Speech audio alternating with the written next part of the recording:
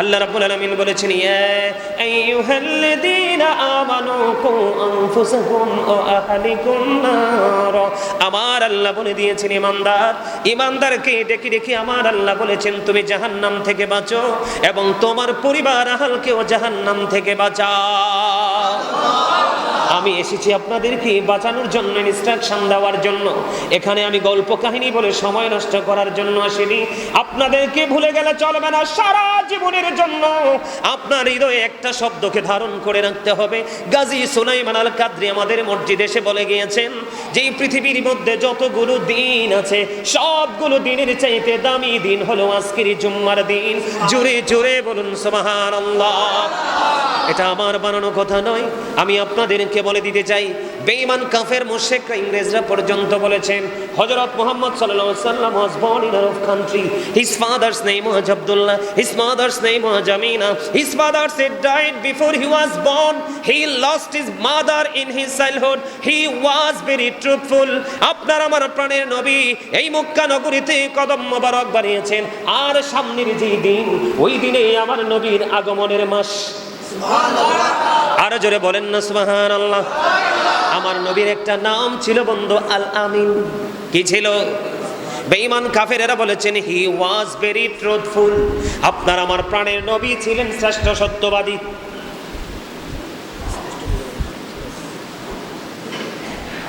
আপনার আবার প্রাণের নবী ছিলেন শ্রেষ্ঠ সত্যবাদী। জোরে বলেন না সুবহানাল্লাহ।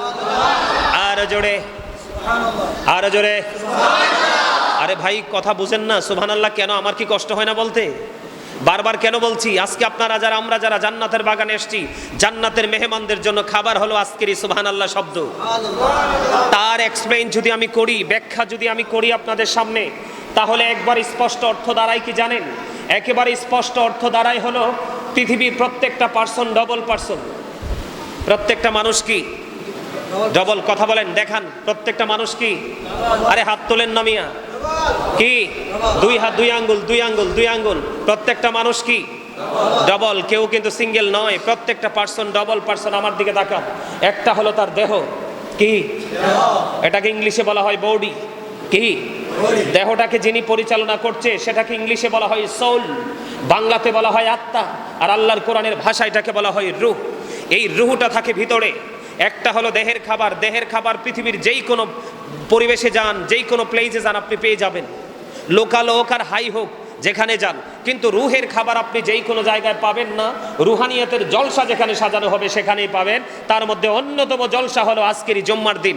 এখানে আসলে মুমিনের আত্মার প্রশান্তি আসে, আত্মার খিদা মিটে যায়। এই জন্য নবীজি বলেছেন, তোমরা যখন জান্নাতের বাগানে যাও, তোমরা যখন জান্নাতের বাগানে যাও, ও মুমিনেরা জান্নাতের বাগান থেকে কুড়িয়ে কুড়িয়ে তোমরা জান্নাতের ফল খেয়ে নাও। ইয়া রাসূলুল্লাহ, ইয়া হাবিবাল্লাহ, নবী গো, ও প্রাণের নবী, এই জান্নাতের ফলটাকে আমার নবীজি জানিয়ে দিলেন।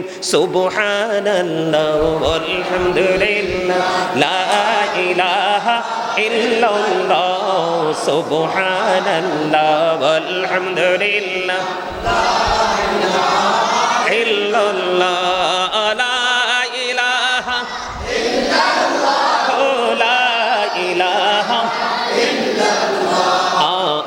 আরশ কুরসি লৌহ কলম সৃষ্টি যাহার ওসিলা, আরশ কুরসি লৌহ কলম সৃষ্টি যাহার ওসিলা, আনি যে আল্লাহ খুশি হইয়া নাম রাখিলেন হাবিবুল্লাহ। সুবহানাল্লাহ ওয়ালহামদুলিল্লাহ সুবহানাল্লাহ ওয়ালহামদুলিল্লাহ লা ইলাহা ইল্লাল্লাহ, লা ইলাহা ইল্লাল্লাহ, লা ইলাহা ইল্লাল্লাহ, লা ইলাহা ইল্লাল্লাহ মুহাম্মাদুর রাসূলুল্লাহ সাল্লাল্লাহু আলাইহি ওয়াসাল্লাম। জোরে জোরে বলুন আলহামদুলিল্লাহ। আর জোরে। ওমা আলহামদুলিল্লাহ জোরে বললে কি লস হবে? All praise is to Allah. সমস্ত প্রশংসা আল্লাহর জন্য। Love for Allah and hate for Allah, হুব্বা ফিল্লাহ ওয়াল বুগদা ফিল্লাহ, ভালোবাসাও আল্লাহর জন্য, ঘৃণাও আল্লাহর জন্য। আজকেরই প্লেজ, আজকেরই সময়কে ভালোবাসবো আল্লাহর জন্য, ঠিক কিনা বলেন? আবার গান বাদ্যযন্ত্র ইসলাম বিরোধী কাজের আসরকে আমরা আবার ইগনোর করব, ঘৃণা করব, সেটাও আল্লাহর জন্য। সেটার নামই হলো তাকওয়া। আজকেরই জায়গাকে ভালোবাসা আর ওই যে নষ্ট জায়গাকে ঘৃণা করা, অ্যাভয়েড করা, ইগনোর করা, এইটাও ভালোবাসা। জোরে জোরে কোন সুবহানাল্লাহ। এটার নামও তাকওয়া, এটার নামও ভয়, এটার নাম ভীতি, এটার নাম আল্লাহ পাওয়ার যেই হৃদয়ে যে আল্লাহ পাওয়ার যে স্বপ্ন, সেই স্বপ্নকে বাস্তবায়ন করার মনোভাব। আমি কি বলেছি? আল্লাহ রাব্বুল আলামিন আল্লাহর প্রিয় হাবিবকে পৃথিবীতে পাঠিয়েছেন আল আমিন বানিয়ে, ট্রুথফুল পিপল হিসাবে, ট্রুথফুল প্রফিট হিসাবে পাঠিয়েছেন। সুবহানাল্লাহ বলেন। এটা বেঈমান কাফেররা পর্যন্ত বলেছে নবী মুহাম্মদ রাসূলুল্লাহ সাল্লাল্লাহু আলাইহি সাল্লাম তিনি ছিলেন শ্রেষ্ঠ সত্যবাদী। সেই নবীজির আগমনের মাস হলো আসছে সামনে মাহে রবিউল আউয়াল, ঠিক কিনা বলেন? আরো জোরে। আপনারা আমরা খুশি না বেজার? আরো জোরে। নবীর আগমনে আমরা খুশি হব না বেজার হব? তো যদি খুশি হন তাহলে কি করবেন? বেশি বেশি করে দুরূদ পড়ব, মিলাদ পড়ব, দান সাদাকা করব। মানে নবীজির আগমন, আমার নবী আসতেছেন, সেই খুশিতে আল্লাহর সন্তুষ্টির জন্য যেটা করবেন সেটাই আনন্দের আওতায়। এটাকে আমি গাজী সুলাইমান আল কাদরি বলেছি? বলেছে কে? আপনার এখানে হাফেজ সাহেবরা রয়েছেন, আমার ভুল হতেই পারে, আমি কিন্তু হাফেজ না। আপনারা ভুল হলে আমাকে বলে দিবেন। আল্লাহ রাব্বুল আলামিন পবিত্র কালামে হাকিমে বলেছেন, বিসমিল্লাহির রহমানির রহিম, আল্লাহু আকবার, কুল বিফাদলিল্লাহি ওয়া বিরহমাতিহি ফাবিযালিকা ফালিয়াফরাহু ওয়া খায়রুম মিম্মা ইয়াজমাউন। আল্লাহু আকবার। হাফেজ সাহেবরা আসেনিও? এখন এই আয়াত যদি থাকে কোরআনে, তাহলে মিলাদুন নবীকে বেদাত বলার স্কোপ থাকার কথা না। যারা বলবে মিলাদুন নবী বেদাত, ও বন্ধু, আমি আজকে আপনাদেরকে বলে যাই, আপনারা তাদের মুখোমুখি দাঁড়িয়ে বলে দেবেন, তোমাদের কথা শোনা আমাদের জন্য বেদাত, কারণ আমার নবীর প্রেমের বিরোধিতা কোনো সাহাবায়ে কেরাম করে নাই। ঠিক কিনা বলেন? আল্লাহ বলেছেন, কুল, হাবিব আপনি জানিয়ে দেন। কাকে জানিয়ে দিতে বলেছেন? আমাদেরকে। আল্লাহ রাব্বুল আলামিন কুল শব্দ দ্বারা তিনি ইনশিওর করেছেন, ইয়া রাসূলুল্লাহ, আমার আল্লাহ আপনাকে কি জানিয়ে দিতে বলেছে? আমার আল্লাহ জানিয়ে দিয়েছে, হাবিব আপনি আপনার উম্মতগুলোকে জানিয়ে দেন। তার মানে আমাদেরকে জানিয়ে দিতে বলেছেন, হাবিব আপনি জানিয়ে দেন, আল্লাহর পক্ষ থেকে তোমাদের কাছে যে নিয়ামত এসেছে, রহমত এসেছে, ফজল এসেছে, সেই রহমত নিয়ামত প্রাপ্তিতে ফালিয়াফরাহু, তোমরা আনন্দ উৎসব করো। জোরে জোরে বলুন সুবহানাল্লাহ। কি করো? আল্লাহ বলেছেন ফালিয়াফরাহু, আল্লাহ বলেছেন তোমরা আনন্দ উৎসব করো। এই গ্রামের নামটা কি? এই শালদর কেন্দ্রীয় জামে মসজিদ।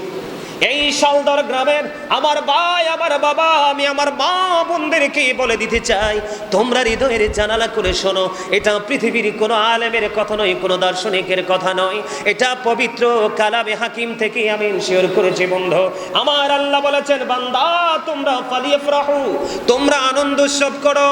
ইয়া রাব্বাল আলামিন, আমরা তোমার হাবিব আসতেছে, আমরা আনন্দ উৎসব করব, আমরা উল্লাসে মাতোয়ারা হয়ে যাব, কিন্তু এর বিনিময়ে তুমি আমাদেরকে কি দিবে? প্রশ্ন আসতে পারে কি পারে না? আরো জোরে বলেন, পারে কি পারে না? এই জন্য আমার আল্লাহ জানে, দিন যত যাবে মানুষগুলো দুষ্ট হয়ে যাবে, ইসলাম বিদ্বেষী আচরণ করবে, আল্লাহর হাবিবের সাথে বেয়াদবি করবে।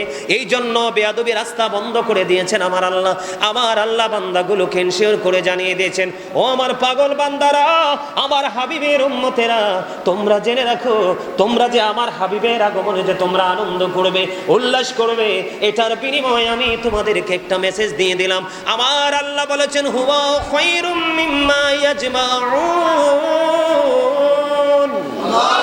আমার আল্লাহ বলে দিয়েছেন, এইটা তোমার পুঁজি করা সম্পদ চাইতেও দামি। জোরে জোরে বলেন না সুবহানাল্লাহ। আমার আল্লাহ বলেছেন, আপনার পুঁজি করা সম্পদ ও বন্ধু, আপনার ধন দৌলত, টাকা পয়সা, বাড়ি গাড়ি, বিঘায় বিঘায় জমি, ব্যাংকে জমা করা গোল্ড এবং টাকা পয়সা, সবচেয়ে বড় সম্পদ হলো আপনার সন্তান। এই সব কিছুর চাইতে দামি হলো আল্লাহর প্রিয় হাবিবের পবিত্র বেলাদত মোবারক হচ্ছে, দুনিয়ায় নুরানি শুভ আগমন মোবারক হচ্ছে। এই আনন্দে খুশি হয়ে আপনি মিলাদের আয়োজন করেন, আপনি জুলুসের আয়োজন করেন, জলসার আয়োজন করেন, রেলির আয়োজন করেন, ফকির মিসকিনকে আপনি ইনভাইট করে খাইয়ে দেন। আমার আল্লাহ যাহাতে খুশি আমার নবীর আগমনকে ঘিরে আপনি তাহাই করেন। আপনার জন্য অবর্ণনীয় নিয়ামত বরাদ্দ। বন্ধুরে আমার, একদিন আমার নবীজি এক হাতে নবীজির পবিত্র হাত মুবারকে আবু বকরকে ধরলেন, আর এক হাতে হযরত ওমরকে ধরলেন। ধরার পরে তিনি যখন বের হলেন, তিনি বের হইতেছে আর মসজিদের দিকে হাঁটতেছে। আমার নবীজি ডেকে ডেকে বলে, রে আমার উম্মত, তোমরা সবাই শুনে রাখো রে, আজকে আবু বকর এবং ওমরকে যেমনি করে আমি দুই হাতে ধরে আমি চলছি, ঠিক তেমনি ভাবে কাল হাসুরের দিন আমি দুজনকে হাতে ধরে নিয়ে জান্নাতে ঢুকবো। বলে, হুজুর এখানে আসার কারণ কি? আপনি এখানে আসলেন কেন? এটার কারণ হলো বন্ধু, হযরতে আবু বকর সিদ্দিক রাদিয়াল্লাহু তাআলা আনহু তিনি বলে দিয়েছেন, কেউ যদি নবীজির আগমনে খুশি হয়ে মিলাদুন নবীতে যদি মাত্র একটি দিরহাম খরচ করতে পারো, কয় দিরহাম? সুবহানাল্লাহ। ও বন্ধু, আমার নবীজি ছোট্ট একটা হাদিস, আমার নবীজি বলেছেন, আনা মাদিনাতুল ইলম ওয়া আলিউন বাবুহা। আমার নবীজি বলেছেন, I am a city of education, the gate of that city is Ali. আমার নবীজি বলেছেন, আমার নবীজি বলেছেন, আমি হলাম শিক্ষার শহর। আমার নবীজি বললেন, আর সেই শহরের দরজা হলো আমার আলী। জোরে জোরে সুবহানাল্লাহ। তাহলে এখানে আলীর মর্যাদা আছে না নাই? আর জোরে বলেন, আছে না নাই? আলীর মর্যাদা। বলে, হুজুর এখানে কেন আসলেন? এখানে আসারও কারণ আছে। আমার নবীজির কলেজার টুকরা পাক পাঞ্জাতনের অন্যতম সদস্য হলো হযরতে আলী। হযরতে আলী রাদিয়াল্লাহু তাআলা আনহু তিনি বলেছেন, নবীজির আগমনে খুশি হয় কেউ যদি উল্লাসের সাথে, আনন্দের সাথে ঈদ মিলাদুন নবীতে একটি দিরহাম খরচ করতে পারো, উল্লাসের সাথে এটাকে পালন করতে পারো, তোমার মৃত্যু হবে ঈমানের সাথে।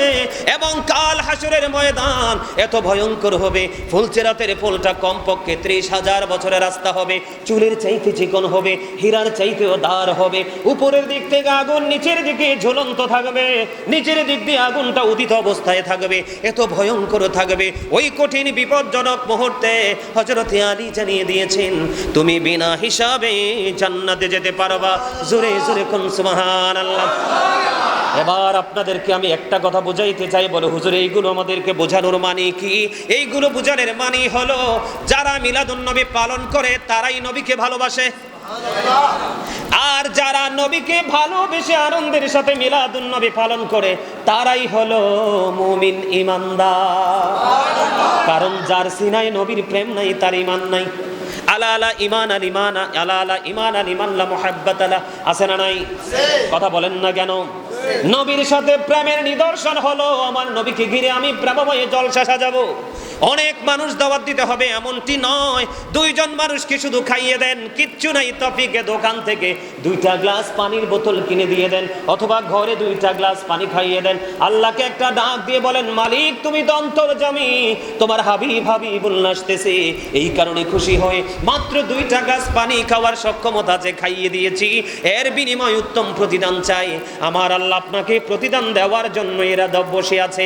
জোরে জোরে কোন সুবহানাল্লাহ। আর জোরে বলেন না সুবহানাল্লাহ। আপনারা মিলাদুন নবী আসতেছে, খুশি না বেজার? আর জোরে বলেন, খুশি না বেজার? আমি আপনাদেরকে আর একটু মজা লাগিয়ে দেই।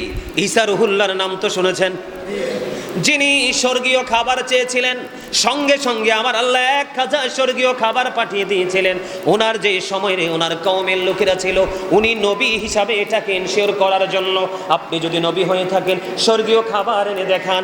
ওই স্বর্গীয় খাবার আমার আল্লাহ সঙ্গে সঙ্গে পাঠিয়ে দিলেন। ওই স্বর্গীয় খাবারের মধ্যে বড় বুনা মাছ ছিল, জলপাই ছিল, রুটি ছিল, খুরমা ছিল, অনেক খাবার ছিল। ঈসা রুহুল্লাহকে বললেন, আপনি যদি নবী হয়ে থাকেন এই ভুনা মাছটাকে জীবিত করে দেখান। ঈসা রুহুল্লাহ এই ভুনা মাছকে জীবিত করে দেখালেন, অনেক কিছু দেখালেন ওনার মুজিজা। ও বন্ধু, ওই যে স্বর্গীয় খাবার পাঠিয়েছিলেন, ওই স্বর্গীয় খাবারটাকে কেন্দ্র করে এখনো বেঈমানেরা ওই দিনটাকে ঘিরে তারা আনন্দ উৎসব করে। আমার আল্লাহ বললেন, বান্দা, আমার হাবিবের উম্মত, তোমরা শুনে রাখো, আমার আল্লাহ রাব্বুল আলামিন বলে দিয়েছেন, আমি তোমাদের জন্য পাঠিয়েছি সিরাজুম মুনীরা। হাফেজ সাহেবরা আসেনিও, কোরআনে আসেনি শব্দ। আল্লাহ বলেছেন সিরাজুম মুনীরা, আমি তোমাদের জন্য পাঠিয়েছি উজ্জ্বল প্রদীপ, নূরাম মুবিন, আমি তোমাদের জন্য পাঠিয়েছি সুস্পষ্ট আলো। আল্লাহ সে আলো পেয়ে কি করবে? আল্লাহ বলেছেন ফালিয়াফরাহু, তোমরা আনন্দ উৎসব করো। আল্লাহ আনন্দ উৎসব করলে লাভ হবে কি? আমার আল্লাহ বলেছেন হুয়া খায়রুম মিম্মা ইয়াজমাউন, এটা আনন্দ করা তোমাদের পুঁজি করা সম্পদ চাইতে অনেক দামি। সুবহানাল্লাহ। আর জোরে বলেন না সুবহানাল্লাহ। আর একটু মহাব্বতে পড়ুন সুবহানাল্লাহ। তাহলে আমরা সেই নবীর আগমনে খুশি না বেজার? আরো জোরে বলেন। এখানে আমাদের মধ্যে অনেকেই নবীজিকে দাঁড়াইয়া সালাম দিলে অনেকেই বলে বেদাত। কথা বলেন না কেন? কি বলে? কি কিছু বলবেন? বলবেন না? বললে চুপ থাকেন। কি অনেকে বলে না নবীজিকে দাঁড়াইয়া সালাম দিলে বেদাত বলে না? কথা বলেন না কেন? আমি আপনাদেরকে বলি, আপনার আমার সাথেও তো অনেক বেদাত আছে, সুবিধার জন্য আমি কন্টিনিউ করেই যাচ্ছি, একটা বারো ফতুয়া দেই না। কথা বলেন না কেন? একটা বারো বেদাত ফতুয়া দেই না। এই যুগে যে আমরা যে ডিজাইনে পাঞ্জাবি পরি, আমার নবী কি পরেছিল? সাহাবায়ে কেরাম পরেছিল। এই যে ডিজাইন, এটাও তো বেদাত। কই একবারও তো বলেন না আমার নবীর সিস্টেমের বাইরে গিয়ে তো পাঞ্জাবি বানাইলাম, এটা তো বেদাত। এই কথাটা তো একবারও বলেন না, কারণ আপনার রুচির ব্যাপার। কথা বলেন না কেন? বেদাত শব্দটা যে আপনারা ইউজ করেন, সূরা ফাতে আমার আল্লাহ বলেছেন অতুআযিরুহু ওয়া তুআক্কিরুহু, আসেনি হবে সব। আল্লাহ বলেছেন help him and respect him, তোমরা আমার হাবিবকে সাহায্য করো এবং সম্মান করো। আমার আল্লাহ বলে দিয়েছেন তোমরা আমার হাবিবকে সাহায্য করো এবং সম্মান করো। কি করো?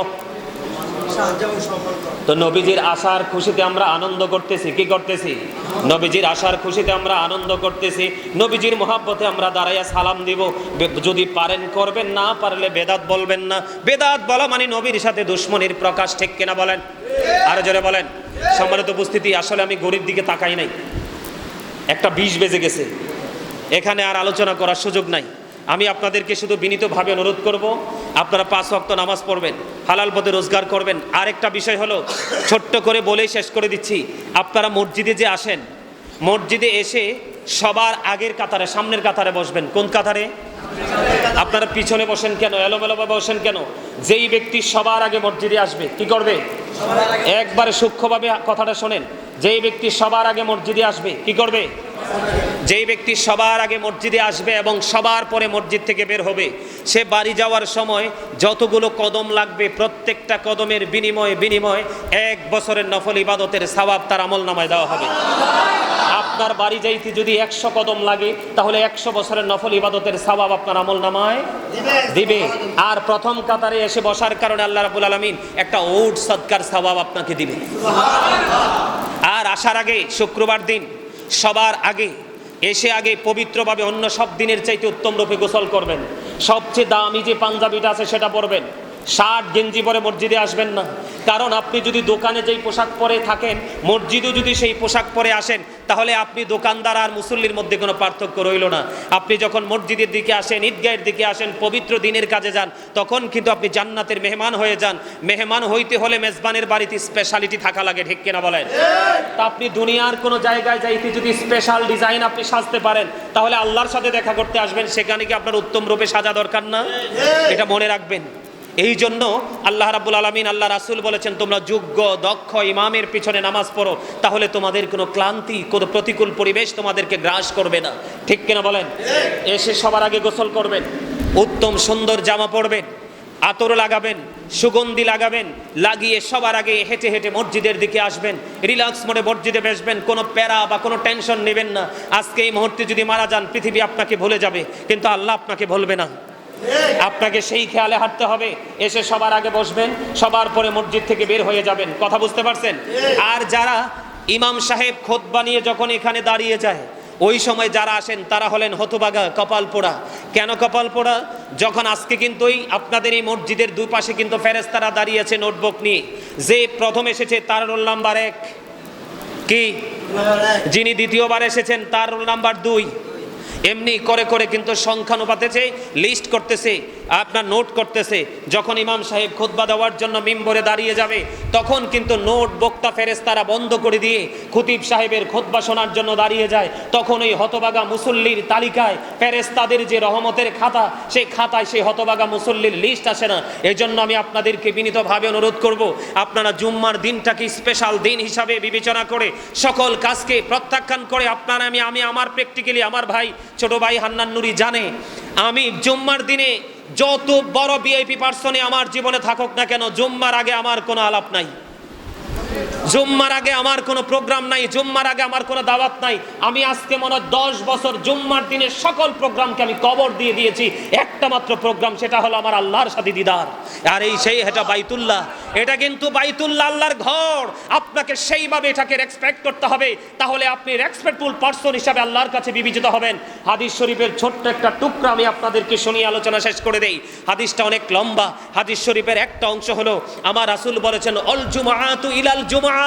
আমার রাসূল বলে দিয়েছেন একটা জুম্মা থেকে আরেকটা জুম্মার মাঝখানে মদিনাওয়ালার আশিক যারা, আল্লাহর পাগল যারা, প্রেম এবং তাকওয়া নিয়ে যারা জুম্মার দিনে হেঁটে হাঁটি পা পা করে মসজিদে কদমটুকু বাড়িয়ে দেয়, মসজিদে নামাজ শেষ করে যখন সে বাড়ির দিকে রওনা হয়, একদিকে তার প্রত্যেকটা কদমে কদমে 1 বছরের নফল ইবাদতের সওয়াব দেওয়া হয়, আর একদিকে আল্লাহ রাব্বুল আলামিন খুশি হয়ে তার জন্য স্পেশাল ব্যবস্থা রেখেছেন, তার একটি সপ্তাহের মাঝখানের গুনাহগুলো সবগুলো গুনাহ মাফ করে দেয় যদি পরিপূর্ণভাবে সে জুমার নামাজটা আদায় করতে পারে।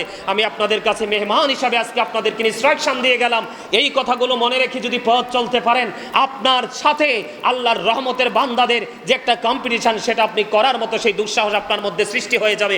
আল্লাহ যেন আমাদেরকে মদিনাওয়ালার প্রেম নিয়ে আল্লাহ পর্যন্ত পৌঁছাবার মানসিকতা নিয়ে জীবনে পথ চলতে পারি, আল্লাহ যেন সেই তৌফিক দান করে। সকলে বলুন আমিন।